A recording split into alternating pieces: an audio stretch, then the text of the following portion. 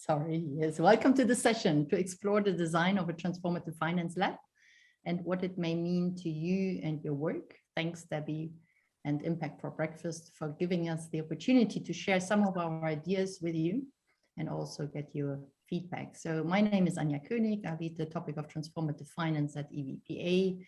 I'm here with 3 members of the transformative finance team, Florian Tüder, Peter Kafferhy, and Aline Menden from Endeavor.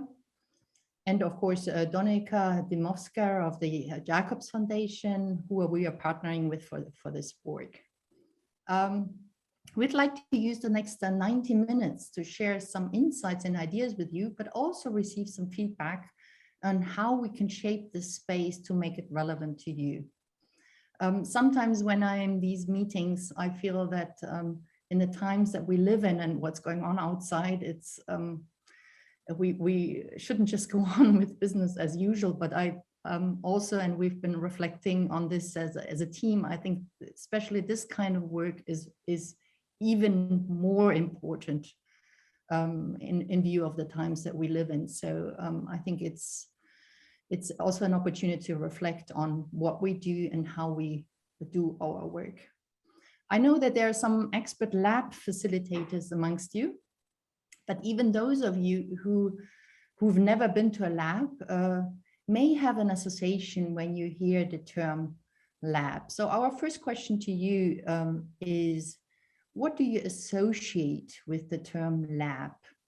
So please click on the link we posted in the chat or scan this QR code and join us for a short reflection on your association with the term lab.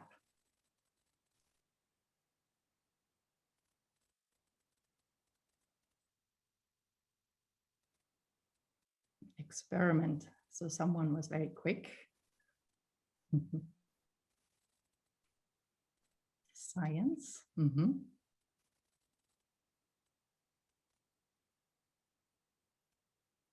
Innovation.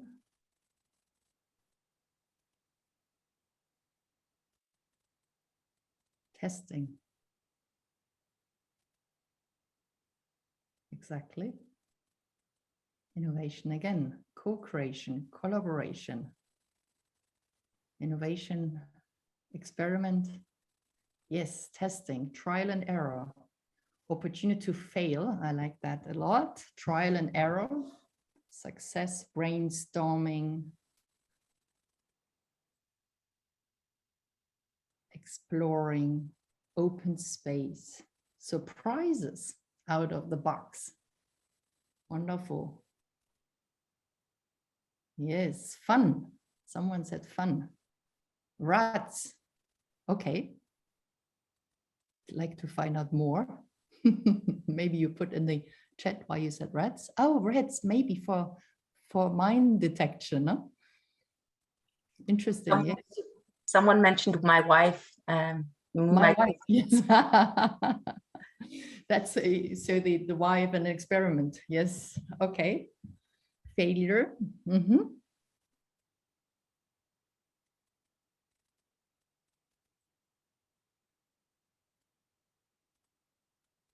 Thank you so much. Keep adding to them. We'll collect them, and it's always interesting to see what people have in mind. Actually, it does reflect very well what we had in mind for the Transformative Finance Lab. All of the things that you said about experimentation, innovation, brainstorming, failure, disappointment, it's all part of it. Before I share more about the lab and what this is all about, I would like to share a little bit of a background on transformative finance at EVPA, just to share a little bit our thinking and how this emerged as part of our offer to the EVPA community. So many of you may know EVPA. We are an impact finance community at the intersection of finance, business, and purpose. We build capacities, we facilitate dialogue, we catalyze new ideas and best practice financing solutions, and we shape the investing for impact ecosystem in Europe and beyond. So why transformative finance at EVPA? So actually, if you look at the EVPA's Charter for Investors for Impact, Collaboration and System Change are key principles. It is actually part of our DNA to look at the root causes of a problem, and in order to address these challenges that we are facing, to collaborate across sectors with the public sector, with the private sector, with the civil society. But also in recent times, we realized that there was an increasing interest of the community to learn and act jointly.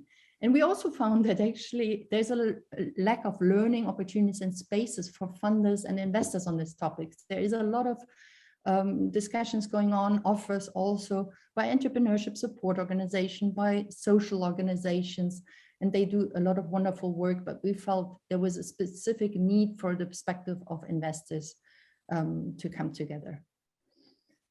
But the real reason why we believe that this work is so important is that we believe that our existing investment logic and practices are not working well, or not working well enough in view of the big challenges of our time, like climate change, like education, like health, or migration. We actually pretend that the world around us is linear and static.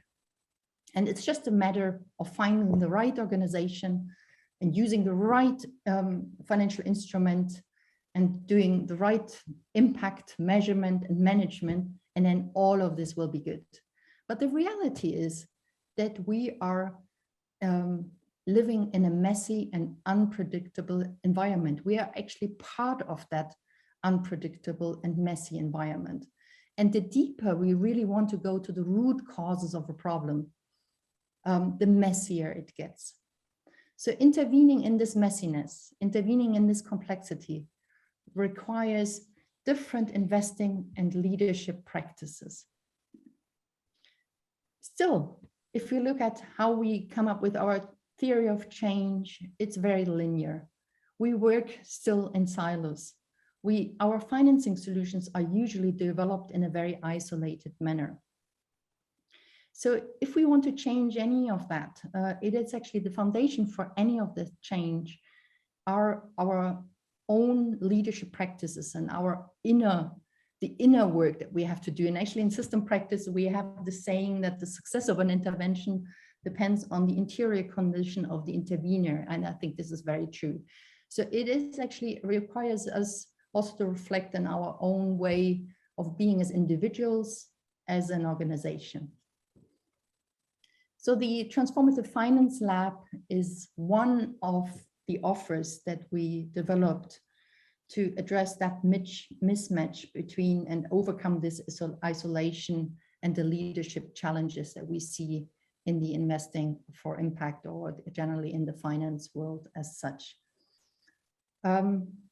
So what is a system lab, you may wonder? Let me just read out this definition, but knowing also that there are many more definitions, and we are actually about to come up with our own definition, what it may mean. But just as a starting point, a space and process that engages diverse participants on a short or long-term basis in open collaboration for the purpose of creating, elaborating, and prototyping radical solutions to predefined system challenges or themes. So you may wonder, so why do we need a systems lab? What is it useful for?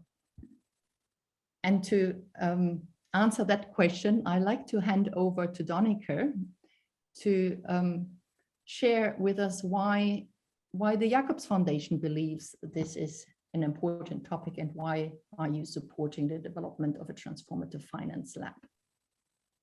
Great, thanks so much, Anja, and good morning, everyone. So nice to see so many familiar faces and names on the screen. So I'll just spend maybe a couple of minutes reflecting on our perspective of why we're partnering with EVPA on the development and conceptualization of the Transformative Finance Lab, and offer a few thoughts on what we hope the TFL can achieve.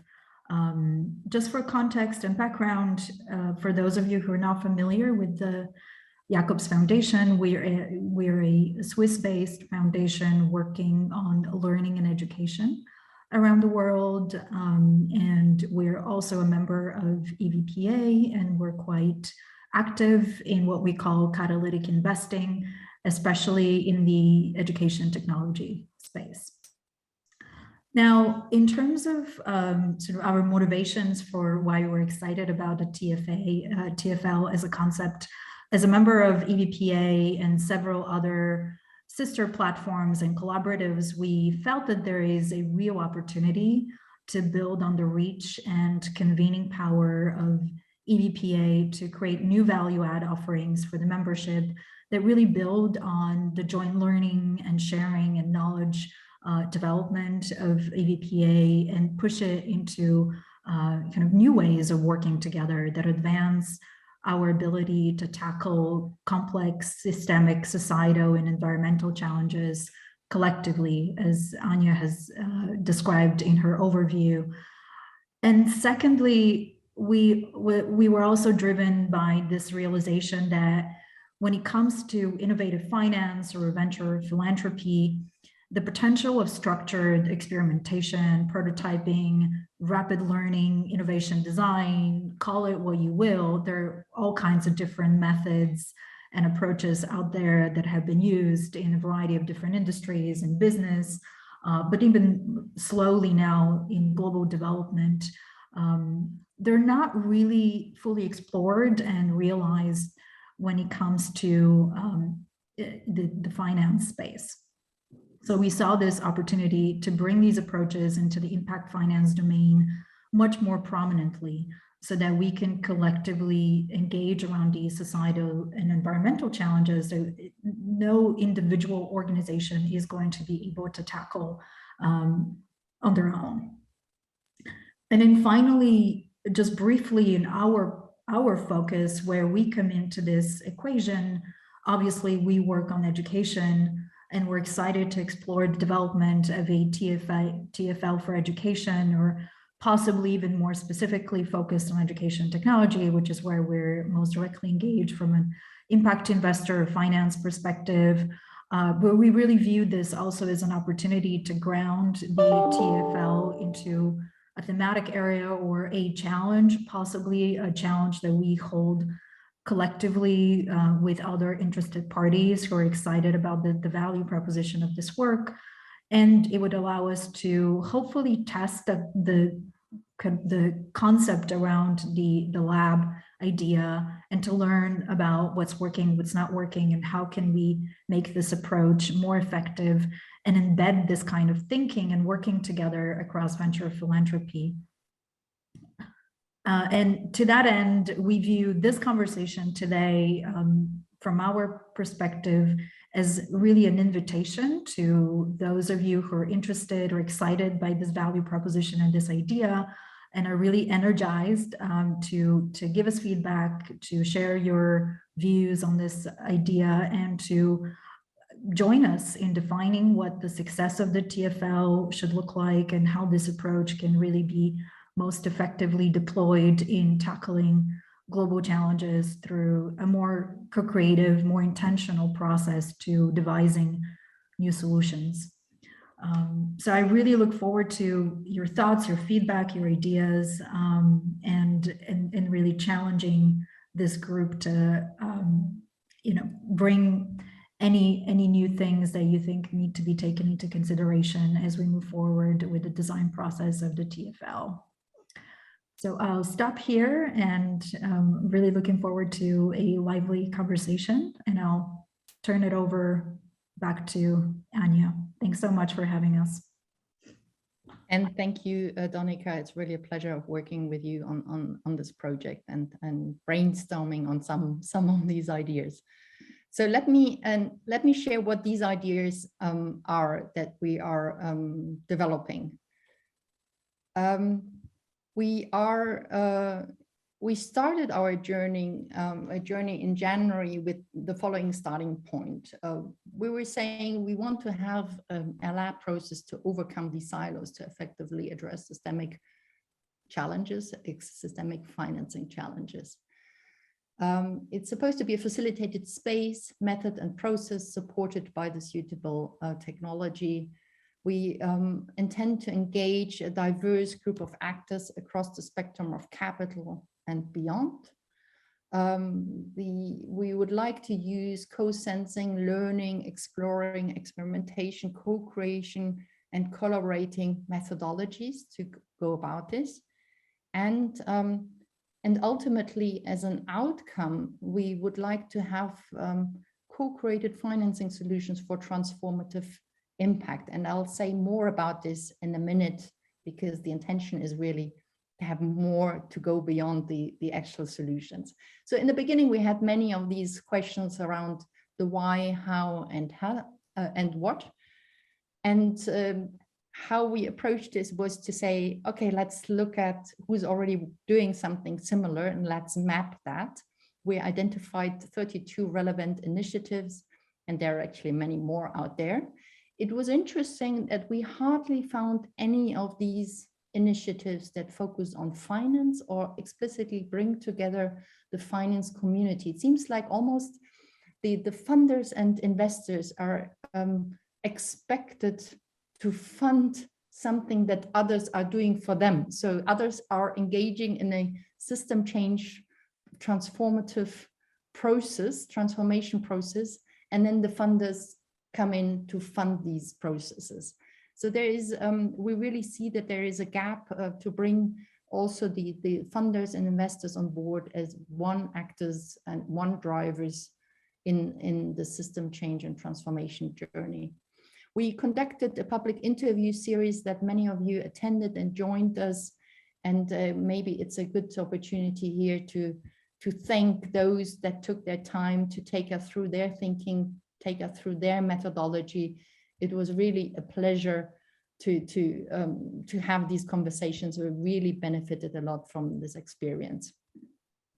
So what did we learn? So our big first aha moment was that it was actually beyond developing new financing mechanisms that these labs have been created. So they measure, many of the labs that we interviewed measure their success beyond the financing or even the business solution that emerges from the lab process. So we heard about scaling up existing solutions. So it wasn't always about creating something radically new, but also we heard a lot about the importance of learning and capacity building about something that already exists and sharing what has been done elsewhere, maybe in a different sector, in a different field, in a different geography. It is also about facilitating continuous learning. So many of the labs emerged and developed into some sort of communities of practice where people said, oh, this is so interesting. We really want to keep engaged on this topic and continue learning from each other. A lot of people actually also emphasized the increased understanding about different cultures when you work across sectors. So when you have someone in the room from a local government agency suddenly talking to a foundation, suddenly talking to an impact investor, talking to someone from civil society, then there are new possibilities emerging from there. There are actually also some labs that intentionally encourage collective impact initiatives, and as an outcome would like to see not individual solutions and the mechanisms and the businesses that are emerging, so actually measure their success in terms of the partnerships that are emerging. And ultimately, that also some people emphasize that really it is about shifting mental models.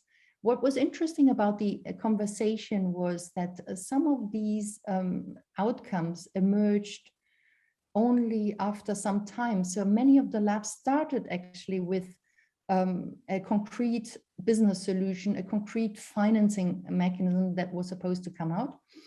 but then realized that participants valued all these other aspects as much as the concrete delivery. And obviously, if we look at what this means for labs having a role in transformative change, this is actually what it is all about. The more we actually go beneath the surface of the structures and the institutions involved, the more we actually look at relationships, the dynamics between people and organization, and what it does to us individually and personally, the more we are going to achieve that transformative impact. A second aha moment for us was also the importance of integrating future thinking into the lab methodology.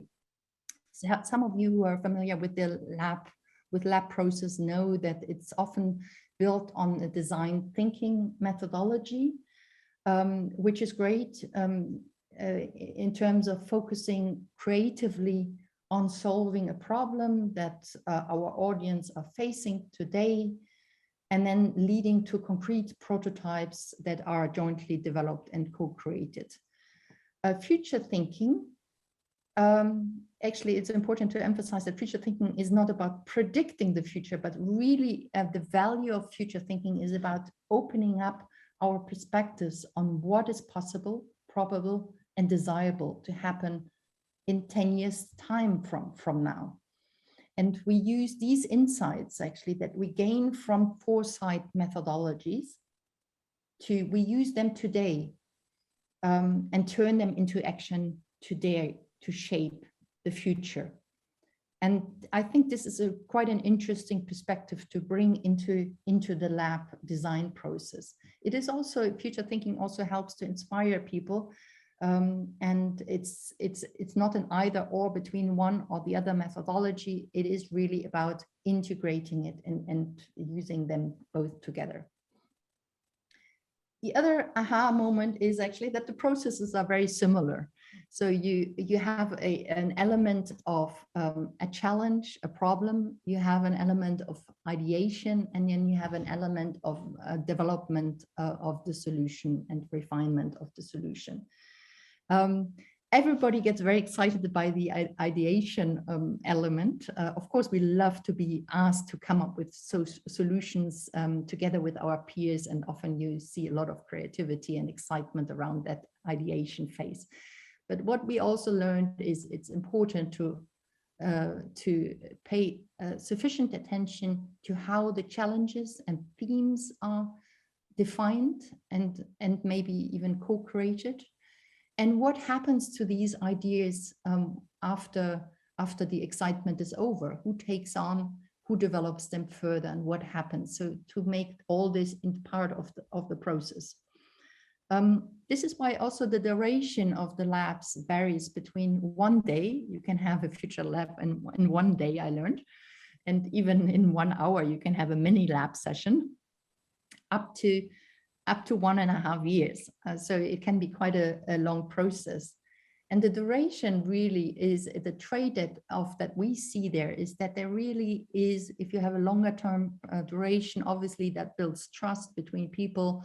That is really important for transformational impact. But at the same time, also it requires quite some time commitment and resources, and not a lot of labs are equipped with these kind of resources, nor it's a question of engagement also with the people and how to keep them engaged. And I will say a few more things about this in a minute. So this is why maybe a modular approach could be helpful, where the process is divided up in different parts, and then people have different opportunities to engage in different parts of the process. So talking about engagement, it can vary actually, and we found out that some lab process intentionally involve more or less different parts of the community in different phases. The engagement can be secured by obviously being relevant to stakeholder. It's by giving ownership to participants. I really like the idea of giving participants a role and have them assume a larger variety of roles as an expert, as a group moderator. And it's actually wonderful if you can see that people take ownership of the process and engage in subgroups and really take the lead on that. I think this is what it really makes this process successful. We also heard about processes being endorsed by high-profile persons and personalities, I would say. So in Germany, we had a process, an open social innovation process, which was really openly, fully endorsed by the German Chancellor, Angela Merkel, at that time. And of course, that does make a difference to the commitment that you then later get, especially from government officials. And also it needs to be quite fast-paced and with milestones. So I mentioned earlier that the challenge theme formulation is very important, and it can actually be the different options that we found as part of our research. Either the challenge host sets the challenge and then calls for proposal, and then you have the solution that is submitted and maybe even later refined in a co-creative process. There's also the option that the challenge host sets a challenge or theme, and then the solution is developed in the lab as part of the lab. And you have the option also that the challenge itself and theme and both the challenge and the solution are part of this co-creative lab process. So you have both phases really inbuilt into the process. So when it comes to the development of solutions, or as well as managing the entire process, I mentioned earlier that it can take, some of the labs take quite some time, and our interview partners were very, very clear about the importance of equipping the lab manager with the required resources that are needed for managing this process. That comes as a cost, and it is really important that the capacity is there. But also what was emphasized is that often these ideation processes create a lot of excitement, but also expectations for the solutions then to be taken forward. And it is actually very frustrating for the participants who have spent their time and commitment to then see that there are no resources to at least try out these solutions and prototype them and take them forward. So with thinking about the development phase of a lab process, I think it's really important also to think about the financing and how the financing then for the proposed solutions and prototypes comes forward. So actually, I'd like to leave it here and hand over to you to reflect a little bit on your experience with engaging in the lab process. I know we asked this question when you registered about how many of you have actually been engaged in the lab. Some of you have never been engaged in the lab. So it would be quite interesting for us to find out what has kept you away from engaging in such a process. And if you engaged, what did you find particularly challenging in case you did engage? Maybe if you were not involved in a lab process, maybe you never received any invitation, and you were simply not aware that this process existed. Maybe you asked your management and leadership to engage in this process, and they said, wow, no, this is a lot of talking, please keep working. But maybe also the topics were simply not relevant. And when you engaged, maybe you found it was too much of a time commitment. Maybe you found the collaboration with other participants difficult. Maybe you found it frustrating that there were no concrete results and no financing for emerging ideas and prototypes. So please share with us. Okay. So the first of you said actually the lack of concrete results. You were not aware that the lab existed. Yes. Also lack of time commitment.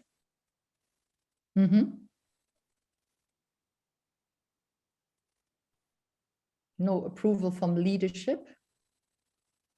Doesn't seem to be so much of an issue.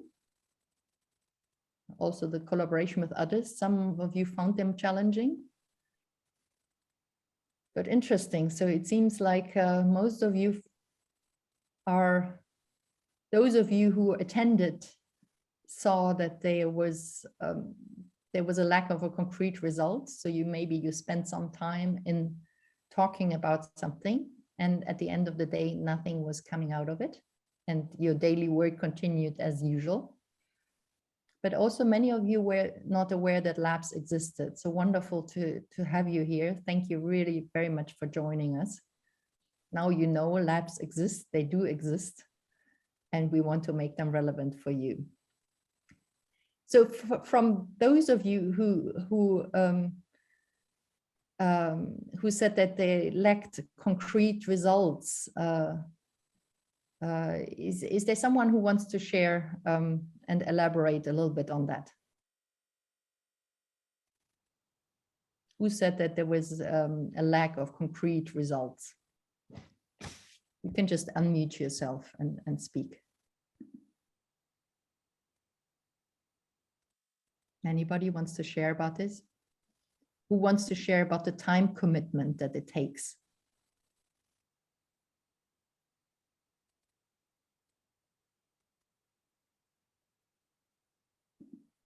Nobody dares to say anything about it. And Anja, by the way, there's also 2 interesting remarks in the chat. I don't know if you've seen them. Yeah, thanks. Yes. Why don't do you want to share what the remarks are? Yeah, I can read them out. Yes. First, Sylvain said, I witnessed a lack of engagement by top leadership team when the result was not going in their initial direction. Which is sad because it tells something around leadership capacity to be in the not knowing. The second remark by Nicolas was, very often innovation processes are lacking a relevant context. Innovation is always a means to an end, but often becomes an end in itself because the ultimate end is not clear or not clear enough. Thank you very much for sharing saying that if there's not a relevant context, and if you're like ideating, with the kind of context not carved out enough, Yes. So we know it requires a certain structure, doesn't it, for having these conversations, so that participants are actually clear what to expect, while still embracing the unknown, as Sevan nicely put it.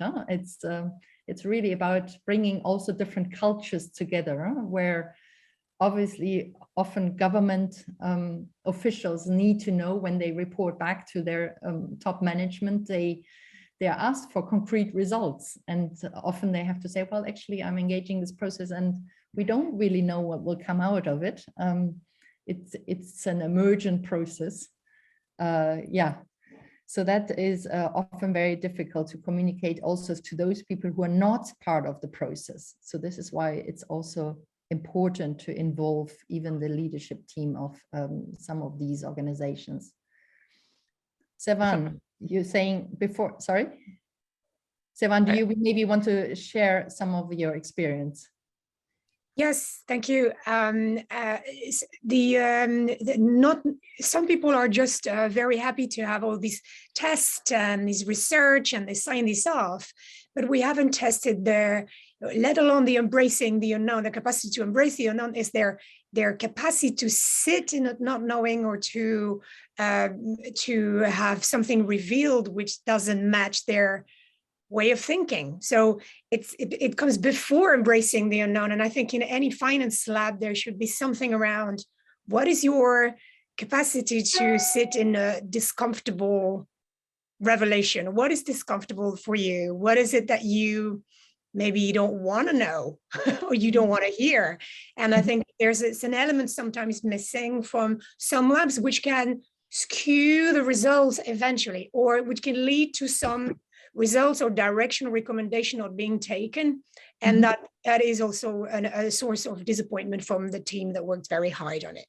Yes, thank you very much for sharing that. In your from your perspective, what is helpful for people to help them embrace the unknown? What are the sort of methodologies that that you find useful? And secondly, how is the reaction of people when they manage to embrace the unknown and when they overcome these difficulties? Is that for me? Yes, maybe, or someone else wants to.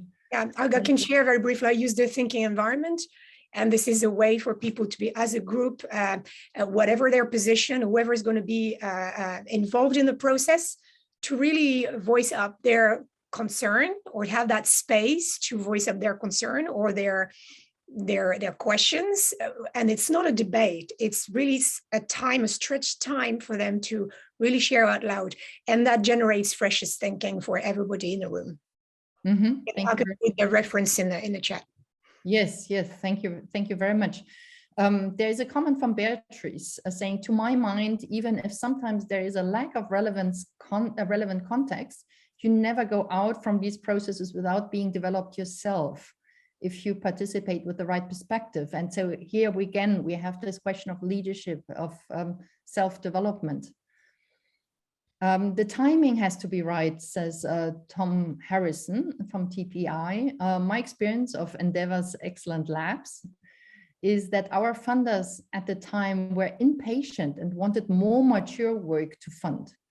Yes, and that's a readiness also from the side of the funders to invest in something that is just emerging or even invest in the process.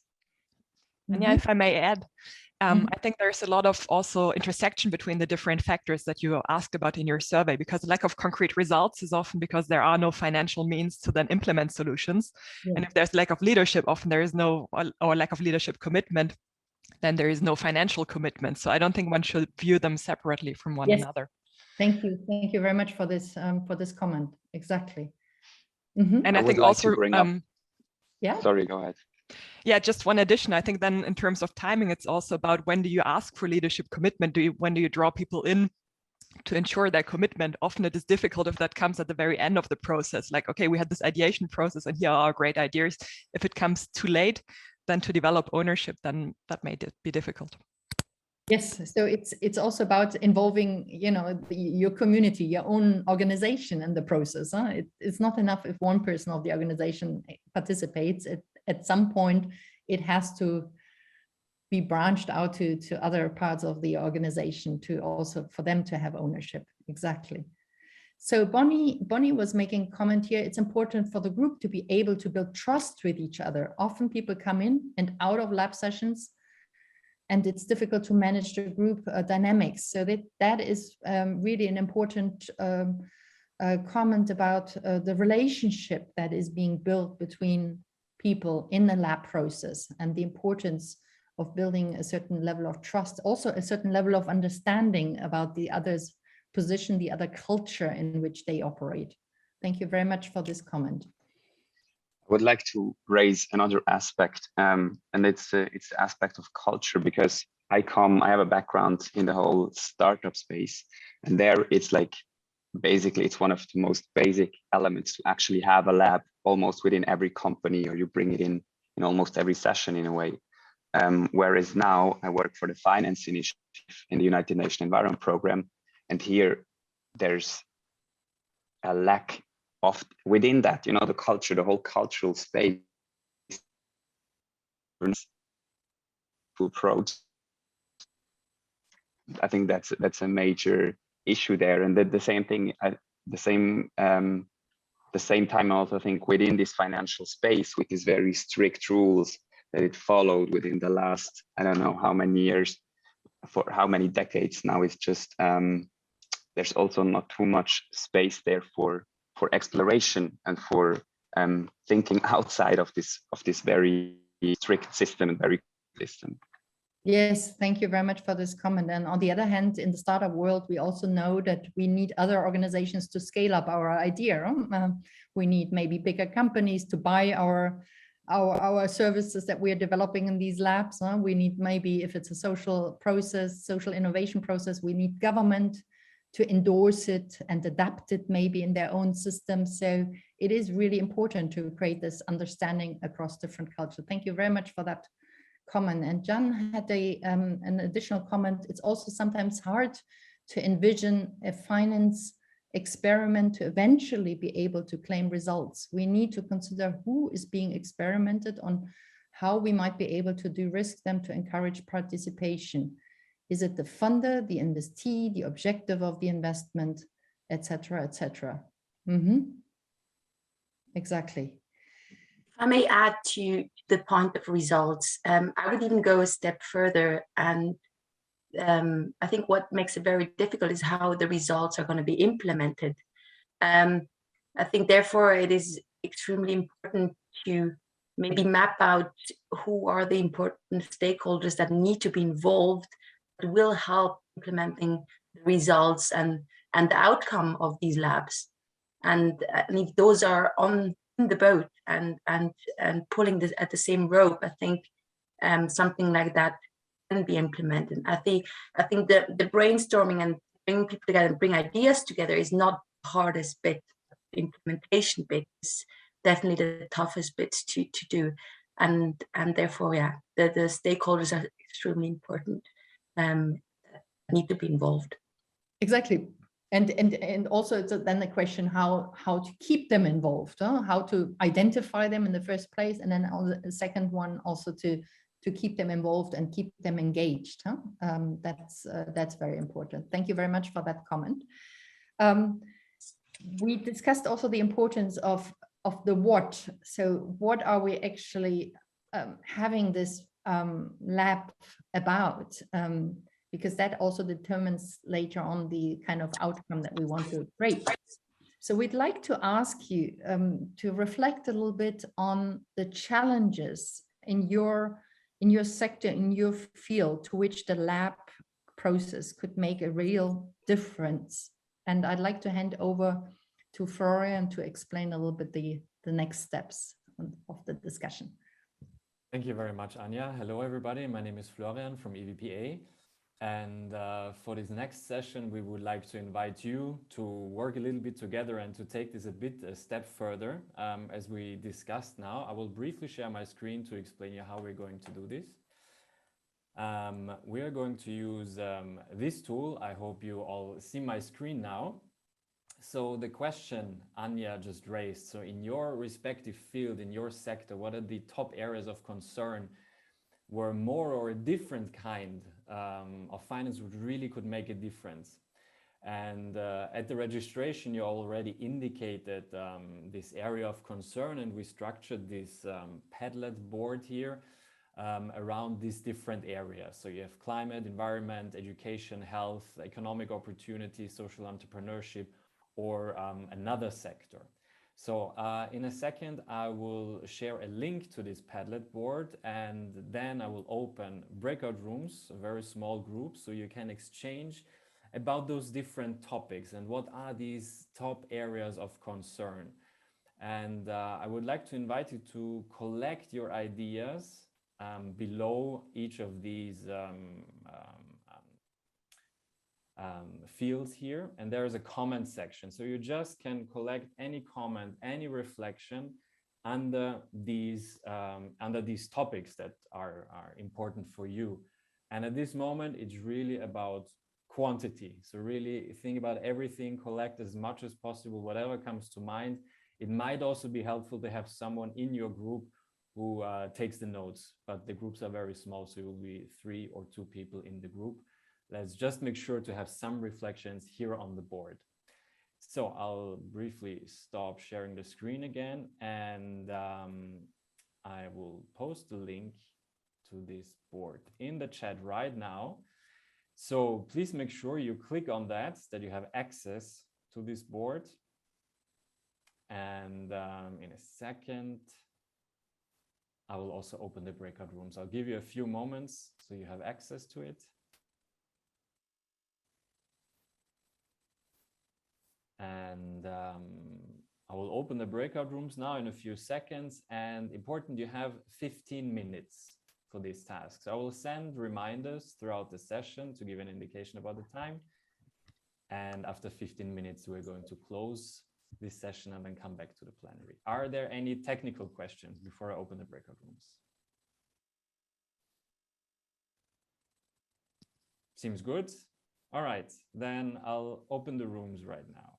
You had a good conversation, and I can see that some of you even added your thoughts on the Padlet. That's wonderful. Just keep coming in. Maybe there was not enough time.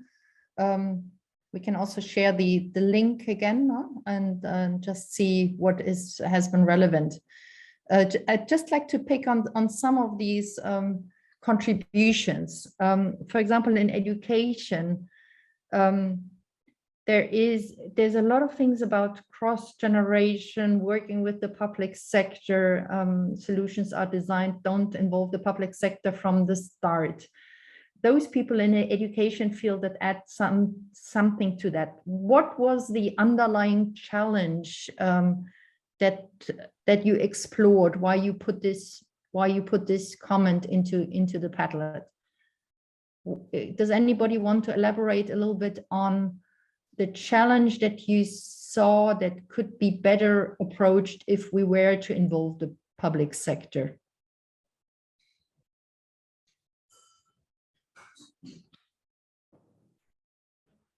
Anya, I can say a few words about that. Yeah, please. As someone mentioned earlier, the keyword catalytic finance. And I think if we look at education, obviously the budget will always be, the budget for what happens in education, most of it will always come from the public sector. But then the question is, what role can, transformative finance play to also use funding from philanthropists, funding from foundations, to also change the way, or the incentives about how things are being funded in the education sector. So I think that was our thinking when we thought we need to think about both these things. Mm-hmm. Yeah. Mm-hmm. Some sort of blended finance to bring in also the private sector to make it interesting and attractive for them to invest in education. So the actual challenge that you see here is that the funding sources are limited for education, and there's not enough private capital to fund education for education purposes, isn't it? Exactly, but at the same time, often private funding works in a different way and has more flexibility in terms of, one of the keywords you saw in the chat or on the board was that often funding is being delivered in an input-oriented way. So obviously, in terms of how government funding is being spent, there are also things that are connected to regulations about how government funding can be spent, and then philanthropists and impact investors may have different or more flexibility about how they use their funding. So the question is, how can you bring different approaches together for better outcomes? Mm-hmm, mm-hmm. And probably also direct the private sector capital for impact, and incentivize them to really invest for impact in education, for example. Thank you very much, Olga. Marva, yes. Please. Yes, thank you so much. My name is Maru Araujo. I'm from Luminous Life Plus, and I had an interesting discussion with Kristen and Violetta. We wish they were longer than 15 minutes, so maybe next time. But one of the ideas and really what our company is trying to put forward is that in the education sector, we're an education technology company, is that we see investment coming into education, and they're coming from a lot of different areas, whether it's social impact, whether it's development financial institutions, whether it's donors, funders, but we don't always necessarily see alignment between them. And we also see replication and duplication a lot of times, with not necessarily coordination. And so really the solution is, how is it that we bring together all of these entities in order to create those aligned investors and investments coming in together.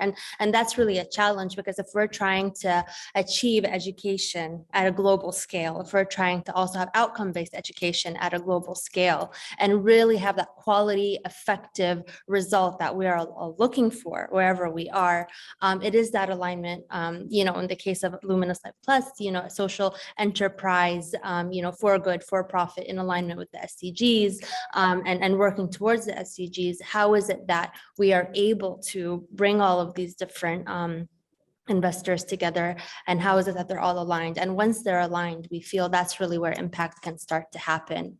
Exactly, and aligned behind a joint mission and a joint vision about the challenge that they're trying to resolve and the way how to go about this challenge, so that everybody sees the role they have in the system, and the role they can potentially play in the system towards that joint objective. Thank you very much for that comment. Yes, thank you. It also goes a little bit in the direction of what Olga was saying earlier about also bringing the different sources of capital together towards a joint mission, and using the strengths of each funder and investor for that purpose.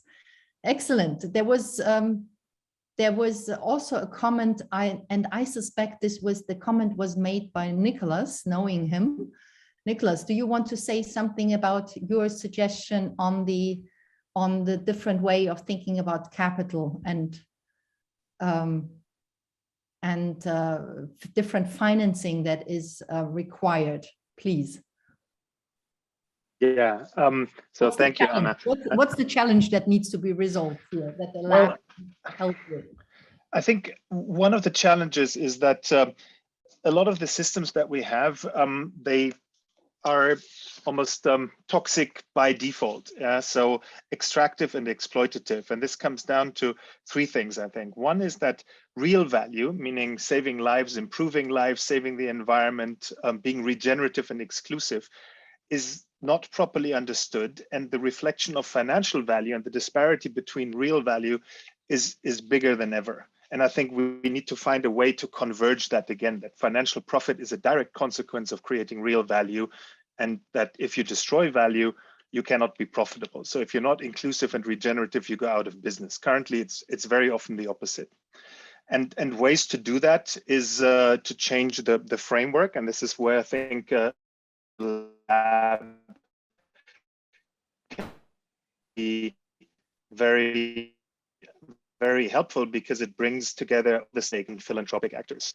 The second problem, I think, is that there is in finance in particular, a power disparity between those who have the money and those who need the money. So the golden rule, those who have the gold make the rules. And that means it's even in the best of meaning, because the context is not properly understood, cannot be properly understood if we don't include those who are on the powerless side, then it will always be at the to the benefit of those who have the capital rather than those who seek it.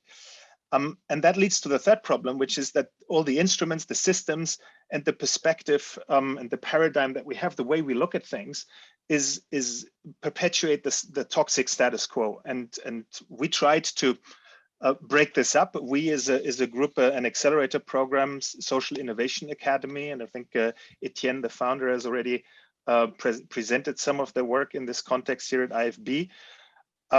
We're developing also in a lab context a new financing mechanism, which we call the purpose pool. And we try to start from first principles, both moral first principles, what should be, not what is, but what should be. And the second is technical first principles, what works, because in a way, finance is broken. I spoke about the moral side, but it's also technically broken, that those who need the money the most, they don't have access to it. And Social Innovation Academy works with refugees in northern Uganda, and there's no way of accessing finance, even though there are very solid, even though small and early stage, but solid business cases that have no access to finance.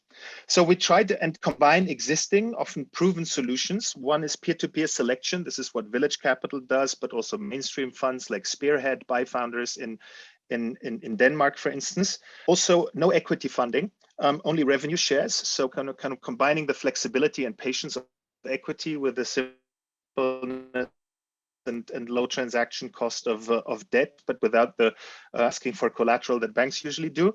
This is how the film industry works. This is how biopharma works, and a lot of venture finance also works in that way. And then we're also building on collective wisdom and trust. So we're combining funders, investors, mostly grant makers at the moment, founders, as well as fixers, mentors, facilitators, and together decide where the money goes. This is the same kind of idea about social proof and as we find in crowdfunding, but also in microloans, lending circle, and so on. And the result is a entrepreneur-led funding collective where investors are invitation only, because we believe that money in and of itself is stupid, lazy, and worthless. It doesn't have ideas. People have ideas. It doesn't work. People work, and it's only as good as what you can buy for it. And so far, we were very lucky to find, very open investors and funders who are with us on the journey. We've gone through 3 investment cycles.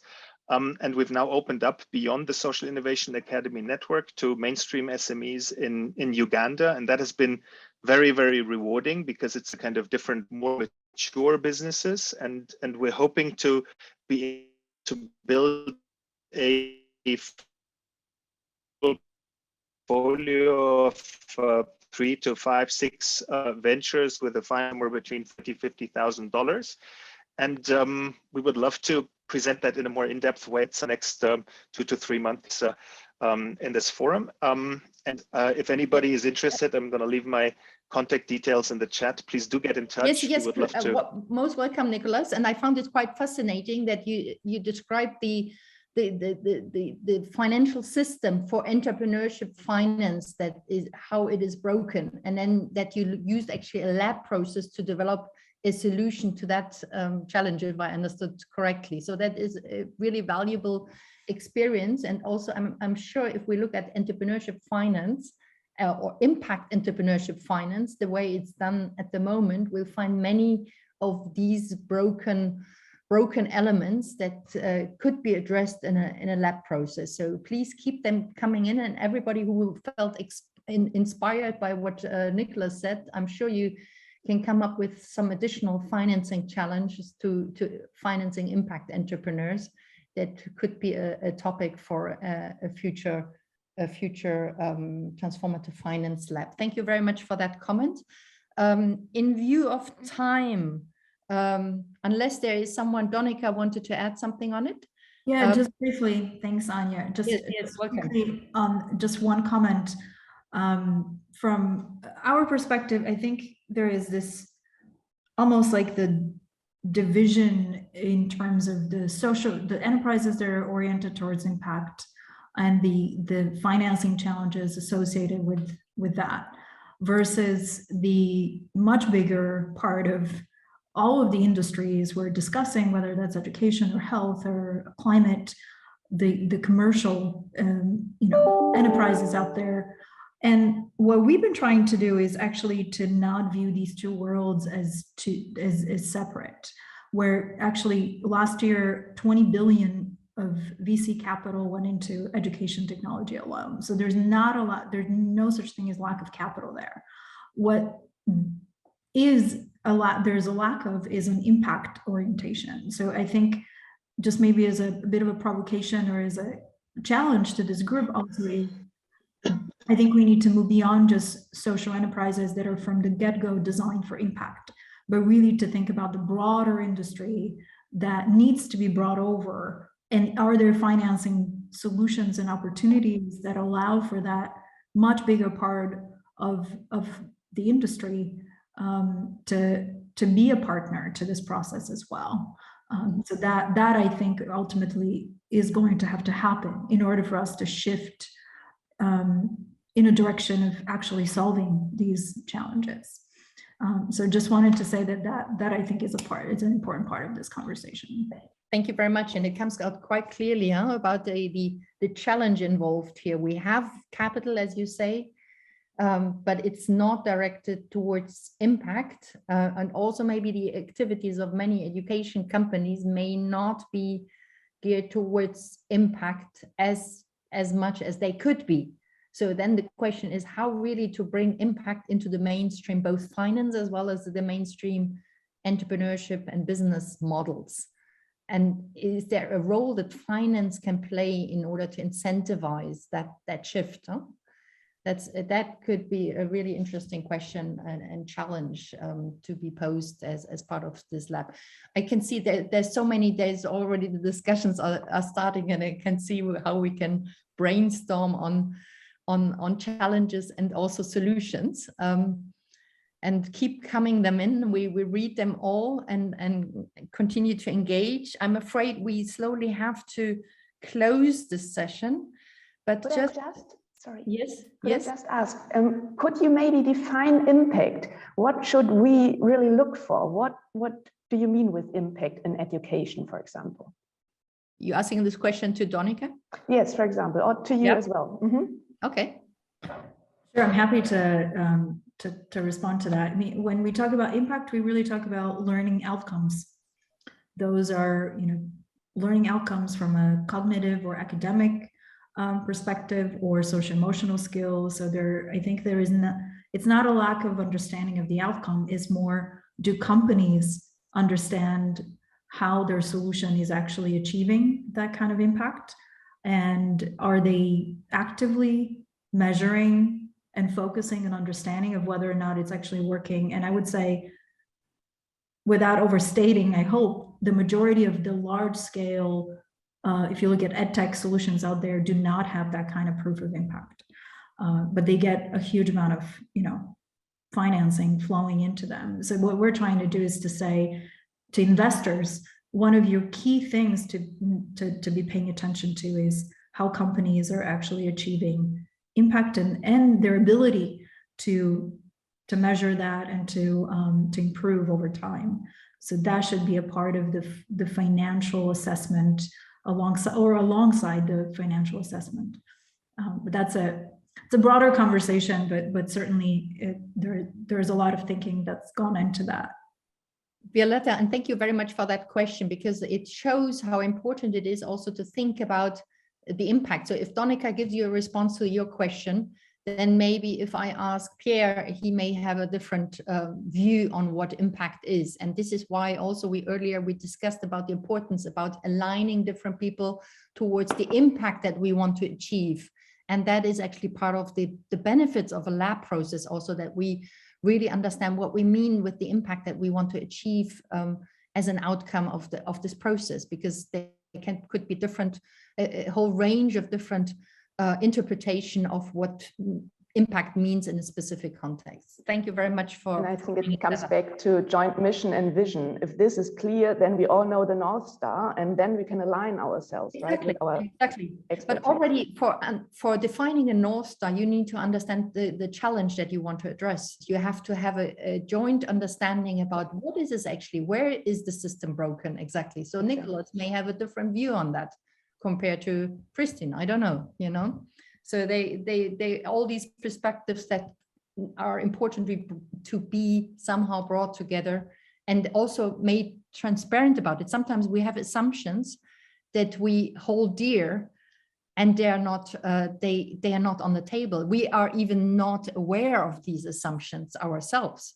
And this is the value of a lab process that can bring about these assumptions and make them transparent. And only then can you discuss about them. And only then can you align on something, a joint vision and a joint agenda then also to take forward.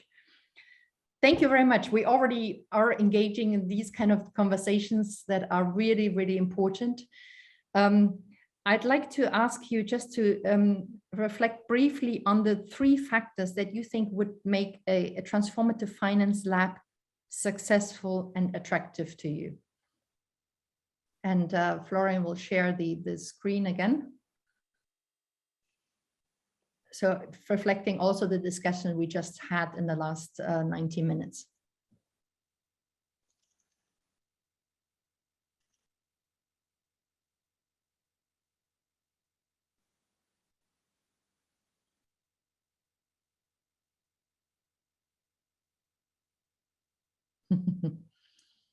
Bias to action, try. Yeah, that's interesting. There are 2 elements here actually. So one is it has to be action oriented. So people have to see there's something coming out, but the try to me is also maybe the person who wrote this wanted to say it is actually you do something, but it may not work out the way you intend, and then you just try again, no? So you move into action, you try, and then you move into action again and refine your solution, or you pivot completely and do something else. Concrete objectives, alignment. Yes, we just discussed this. The space has to be there. So space for equal thinking. Interesting. Yes. space to interrogate the fundamentals of finance, not jump into products. And that's a really important aspect. You may have noticed earlier when you discussed this in your groups, we are very quick with coming up with solutions before we really understood the challenges and the issues at hand and the themes. So really interesting. Failure, safe space. So it has to do a lot with process and managing the process well. A safe space for not knowing. Yes, we discussed this in the beginning. Thank you very much. Fail in style, allow for enough time. Structure. Okay. Inclusiveness. So this refers also to the who's in the room in a lab. Huh? Yes, dare to fail, experimentation, long-term orientation and vision. Thank you so much for all these comments. That's excellent. I would like to invite those who are still in the room with us, and also we'll invite everybody else who registered for this session. We're going to have a design workshop early May. If you're interested, please apply for it and tell us about your interest, what you want to contribute, how you want to contribute, and we will then send you an invitation. We really love to continue this discussion. We also hope that we can issue a first prototype of this Transformative Finance Lab later this year. This is to be confirmed still, but we really hope that after this design phase, we can move into action and really try it out. And we realize we're not going to get it right from the beginning. It's going to be also trial and error, but we really are very motivated and really want to get this started as soon as possible. So if you want to collaborate with us, please get in touch with us. Maybe someone can share our contact details in the chat. If you want to get engaged for the design session, if you want to support maybe one of the upcoming Transformative Finance Lab, please let us know, and we can discuss about the challenges that you want to address using this kind of format. And with that, I would like to close. I don't know whether, yes, Debbie is still with us. Debbie, Yes. you want to close this session? Thank you very much for giving us the opportunity to be with you, and we hope we can stay in touch. Thank you very much, Anja and Donika. It was a wonderful session. I loved the introduction, the interaction, and the contributions. Really enjoyed it very much. As I'll do a follow-up note to you, everybody, I'll include details of the workshop that Anja just mentioned. And to those that are new to this session here for the first time, you're welcome to sign up and be part of the Impact for Breakfast Network. I'll share the link to that one as well. And with that, I see we want to be on time with everything. I wish you a wonderful day, and I look forward to seeing you at another Impact for Breakfast session in a couple of weeks or a month. Thank you, everybody. Have a wonderful day. Bye-bye. Great to be with you all. Bye-bye. Thank you. Bye-bye. Thank you. Bye.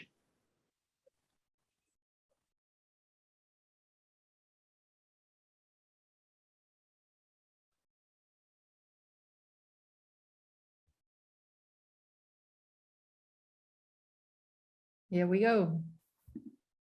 Hello.